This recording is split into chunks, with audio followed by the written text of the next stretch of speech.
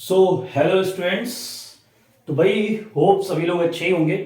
तो आज का जो मेरा टॉपिक है ये बहुत ही ज़्यादा इंटरेस्टिंग है। ठीक है, इंटरेस्टिंग इन द सेंस क्या है कि भाई जो आज हम डिस्कस करेंगे वो आपका बेस है। ठीक है ना, बेस है। और थोड़ा सा मैं 11 का कॉन्सेप्ट टच करूंगा। और 11th का भी मैं फिजिक्स स्टार्ट कर रहा हूँ, ऑनलाइन ऑफलाइन दोनों। ठीक है, जो भी बच्चे इंटरेस्टेड हैं वो मुझसे कांटेक्ट कर सकते हैं। क्लियर है? बहुत बढ़िया। ठीक है, उससे पहले ठीक है मैं बता दूं कि जो आज का टॉपिक है वो बेसिकली न्यूमेरिकल अप्रोच और कॉन्सेप्ट के लिए है। ठीक है, अब मैं एक क्वेश्चन बता रहा हूं। ठीक है, एक क्वेश्चन के रूप में मैं समझाना चाह रहा हूं। ठीक है, तो उसको समझने की जरा सा कोशिश करना।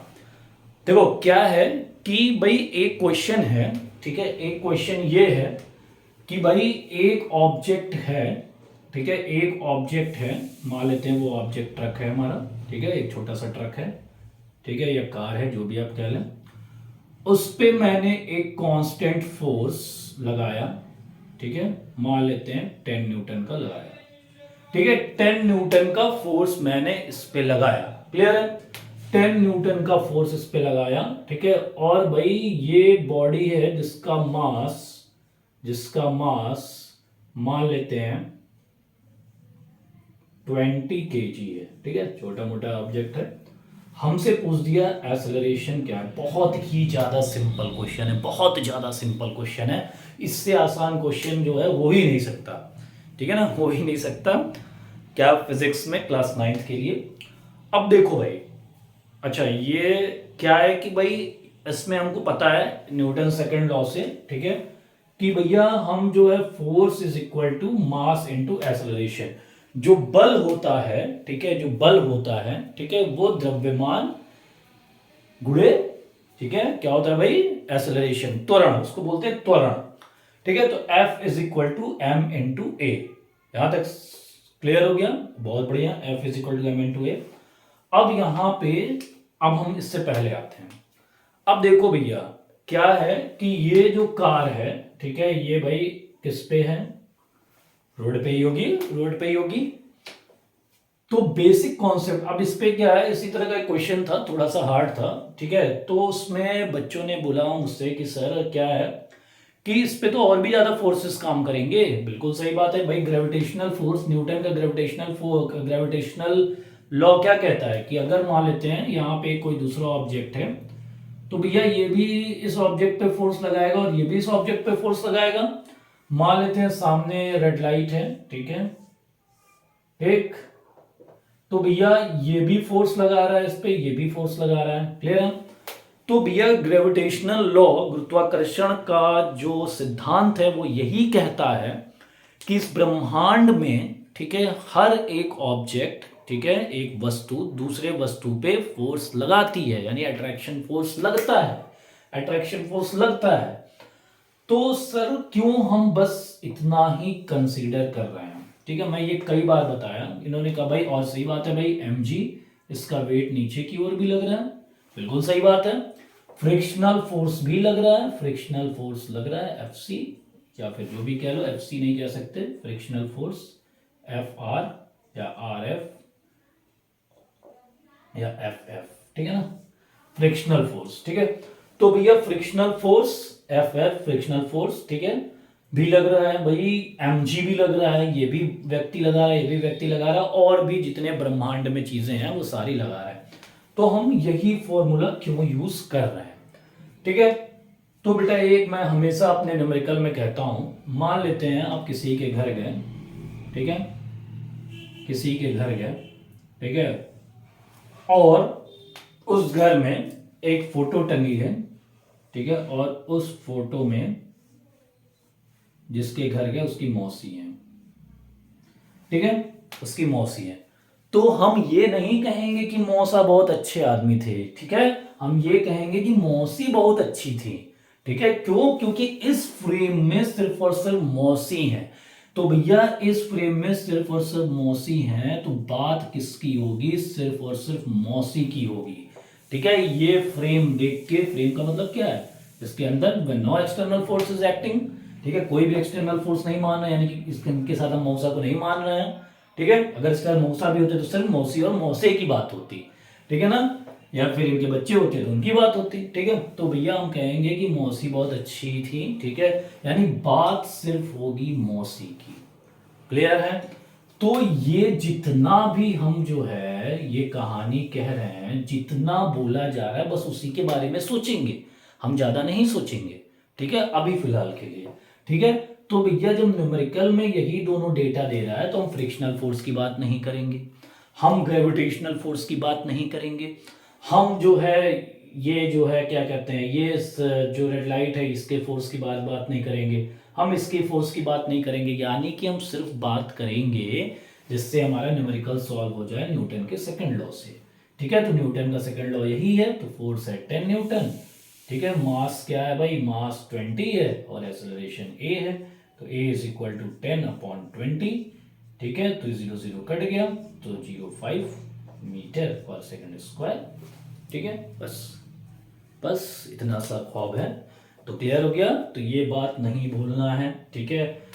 क्वेश्चन में जिस हिसाब से देगा बस उतना ही सोचना, हालांकि फिजिक्स पूरा ब्रह्मांड है, यूनिवर्स, जितना ज़्यादा सोचोगे उतना कम समझ में आएगा, ठीक है। तो जितना सोचने को विवश किया जाए, ठीक है, बहुत ज़्यादा सोचना है तो फिर रिसर्च पे जाएंगे हम लोग, ठीक है। अब आते हैं हम थोड़ा सा और इस लेवल को आगे की ओर बढ़ाते हैं, ठीक है, आगे की ओर बढ़ाते हैं, आओ देखते हैं, ठीक है।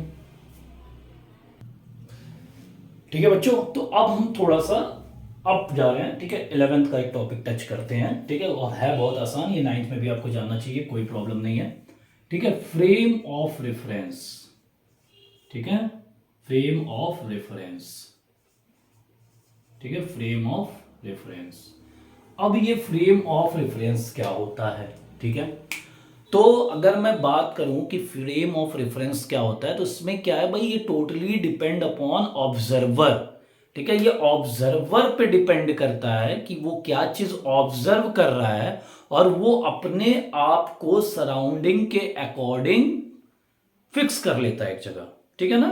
अब जैसे कि इसको अगर डिफाइन करें, to study the motion of an object the observer fixes himself with a surrounding, ठीक है। तो सराउंडिंग के हिसाब से ऑब्जर्वर खुद को फिक्स कर लिया, ठीक है, फिक्स कर लिया, ठीक है, वही क्या कहलाता है, फ्रेम ऑफ रेफरेंस। जैसे मान लेते हैं कि भाई एक व्यक्ति है जो कि एक कार के मोशन को देख रहा है, ठीक है, कार के मोशन को देख रहा है और वो यहां से देख रहा है, तो उसका फ्रेम ऑफ रेफरेंस ये हो गया कि भाई यहां से वो इस कार को ऑब्जर्व कर रहा है, ठीक है ना, यहां से इस कार को वो ऑब्जर्व कर रहा है, ठीक है ना।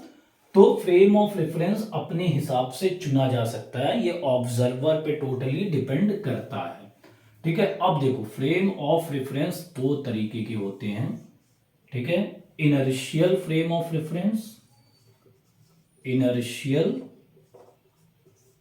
फ्रेम ऑफ रेफरेंस, ठीक है, इनर्शियल फ्रेम ऑफ रेफरेंस, और दूसरा है नॉन इनर्शियल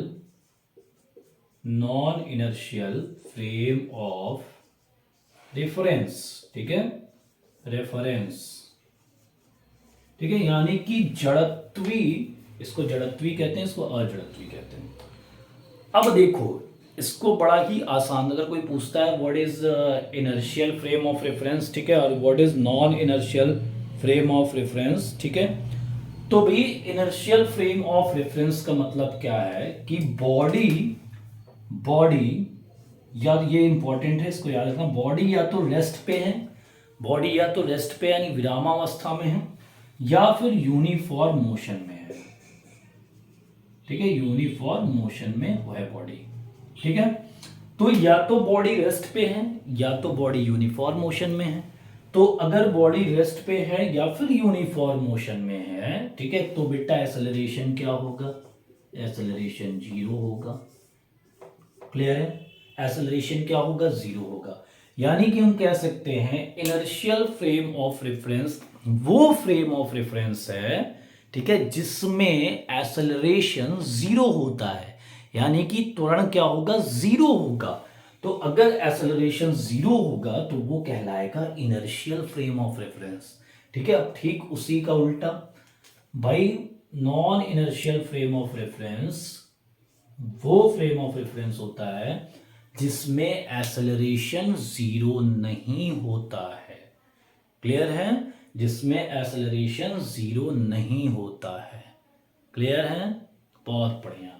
ठीक है, क्लियर है, बहुत बढ़िया। ठीक, अब दूसरा क्वेश्चन तुरंत आता है, ठीक है, सारे बुद्धिजीवियों के दिमाग में, और वो सीधे यही एग्जाम्पल वाइवा में पूछा जाता है कि भैया अर्थ जो है सन के अराउंड रिवॉल्व कर रही है, तो ये इनर्शियल फ्रेम ऑफ रेफरेंस में है कि non inertial frame of reference में। अब जो मैंने बताया उसके हिसाब से सुनो। अब मान लेते हैं कांस्टेंट स्पीड से चल रही है, लेकिन इसका डायरेक्शन हर क्षण बदल रहा है। ठीक है, तो अगर डायरेक्शन बदल रहा है, अगर डायरेक्शन बदल रहा है तो क्या है भाई, वेलोसिटी भी चेंज होगी। ठीक है, वेलोसिटी कब चेंज होगी, जब डायरेक्शन बदल रहा है। भले ही जो है स्पीड कांस्टेंट है, लेकिन वेलोसिटी चेंज हो रही है। क्यों चेंज हो रही है? Velocity is changing. ठीक है, तो वेलोसिटी क्यों चेंज हो रही है? क्योंकि हर पल डायरेक्शन बदल रहा है। अगर हर पल डायरेक्शन बदल रहा है तो बेटा ये 100% वेलोसिटी चेंज होगी। तो अगर वेलोसिटी चेंज हो रही है तो भैया एक्सेलरेशन क्या है? The rate of change in velocity. तो यानी अगर वेलोसिटी अगर बदल रही है, वेलोसिटी चेंज हो रही है, तो भैया एक्सेलरेशन होगा। तो एक्सेलरेशन होगा, तो यानी कि ये जीरो नहीं है। तो इसके अकॉर्डिंग ये non inertial frame of reference होगा। लेकिन कहानी में ट्विस्ट है, हम कभी भी अर्थ को non inertial frame of reference नहीं लेंगे, हम इसको हमेशा इनर्शियल फ्रेम ऑफ रेफरेंस लेते हैं। और इसके पीछे वैज्ञानिकों ने क्या लॉजिक दिया, हर गलत चीज पे एक लॉजिक देते हैं। तो उन्होंने ये कहा कि भैया ये जो सेंट्रीपिटल एक्सेलरेशन है ये बहुत ही छोटा है। ठीक है, बहुत ही क्या कह सकते हैं, क्या कह सकते हैं, सो स्मॉल। ठीक है, बहुत ही छोटा है सेंट्रीपिटल एक्सेलरेशन, तो हम इसको छोड़ सकते हैं। क्यों? क्योंकि फिजिक्स में बहुत ज्यादा बवाल नहीं लेना है। ठीक है, बवाल नहीं लेना है। ठीक है, तो इतना छोटा है, फालतू में हम क्यों इसको कंसीडर करें। ठीक है, एक छोटे से जो है बहुत छोटे माइन्यूट एक्सेलरेशन के लिए हम इसको बेचारी अर्थ को जो है non inertial frame of reference में क्यों रखें भैया। तो हमने कहा भैया हम इसको छोड़ दे रहे हैं। ठीक है, मान लेते हैं कि इतना छोटा है कि वो एक्सेलरेशन जीरो, इसको मान लेते हैं। तो हमारा अर्थ बेटा किस में आ गया? इनर्शियल फ्रेम ऑफ रेफरेंस में। ये हमेशा याद रखना। ठीक है, तो इनर्शियल फ्रेम ऑफ रेफरेंस में हमारा अर्थ आ गया, और बाकी ये दोनों डेफिनेशन है। अब सबसे इंपॉर्टेंट इसमें ये हो गया कि भैया हमारे न्यूटन्स लॉ जो हैं, न्यूटन्स लॉ, ठीक है, ये किसके लिए वैलिड है? तो ये इनर्शियल फ्रेम ऑफ रेफरेंस के लिए वैलिड है। क्लियर है? तो ये आज का वीडियो बहुत बहुत इंपॉर्टेंट था। ठीक है, आपके बेसिक कॉन्सेप्ट को बिल्डअप करने के लिए।